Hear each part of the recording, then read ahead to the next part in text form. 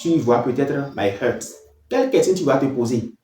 Ta propre soeur qui est encore sur les bancs, qui est peut-être en classe de troisième ou bien seconde, ton téléphone sonne et tu vois ma respiration.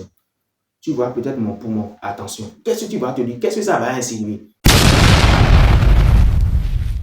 Cher jeune garçon, il y a ce niveau de romantisme-là et que dès que votre relation amoureuse l'atteint, ta petite amie va se sentir obligée de renommer ton numéro de téléphone. C'est-à-dire, elle va chercher à trouver un qualificatif romantique pour enregistrer ton numéro avec. Prenons l'exemple de mon cœur, mon petit cœur, mon préféré, et mon cadeau du ciel, ma vie, et mon chéri. Vous voyez un peu tout ce que vous voulez. C'est-à-dire, elle va chercher à trouver des qualificatifs là pour enregistrer votre numéro sur ça. On se comprend. À certaines personnes, il y a un aspect que beaucoup ne comprennent pas sur ce point. Quand vous êtes dans une relation amoureuse, pensez d'abord à voir le genre de liberté que votre petite amie a. Je m'adresse aux jeunes garçons. Il y a une question d'âge qui se pose en fait. Une fille qui a peut-être environ 25 à 26 ou bien 27 ans peut-être n'a pas les mêmes libertés qu'une fille qui a 19 ans. Une fille qui vit, c'est-à-dire très proche de ses parents, n'a pas les mêmes libertés qu'une fille qui est déjà indépendante. Faisons d'abord cette différence.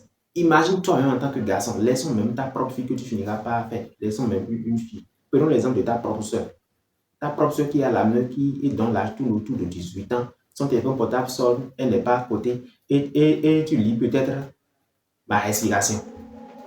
Tu vois peut-être My Heart. Quelle question tu vas te poser? Ta propre soeur qui est encore sur les bancs, qui est peut-être en classe de troisième ou bien seconde, ton téléphone sonne et tu vois ma respiration. Tu vois peut-être mon poumon. Attention. Qu'est-ce que tu vas te dire? Qu'est-ce que ça va insinuer? Donc, il faut savoir que de la même manière que ta petite amie est encore avec les parents et que tu t'es dit tout à l'heure que tu ne vas pas aimer que ta petite soeur commence par avoir ce comportement dès cet âge-là. Il faut savoir que c'est de la même manière les parents de ta petite amie ne vont pas aimer.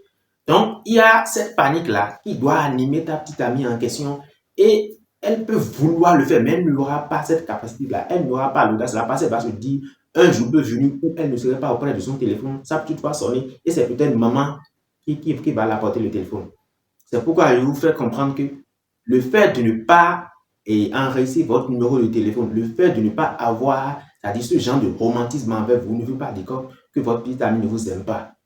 Et il faut désormais commencer par éviter de comparer vos relations amoureuses par rapport à une autre. C'est pas parce que ton ami en question soit avec une fille et qu'elle a l'habitude de lui faire telle chose là que ta petite amie aussi doit le faire aussi obligatoirement. Non. Il y aura toujours des qualités que ta petite amie a et que l'autre n'aura pas dans sa relation amoureuse. C'est ça qu'il faut d'abord détecter. Quelles sont les qualités que ma petite amie a? Quelles sont les libertés que ma petite amie n'a pas? C'est pas parce que l'autre a l'habitude peut-être de rendre visite à son chéri, disons au moins 3 fois par semaine à la maison, que toi, ta petite amie, le fait peut-être 1 ou 2 fois par quinzaine, que tu vas accuser la fille. Attention, il faut voir le genre de liberté qu'elle a pour définir ce qui ne va pas à son niveau, pour justifier si éventuellement c'était vraiment de sa faute ou pas. Comprenez ça aujourd'hui.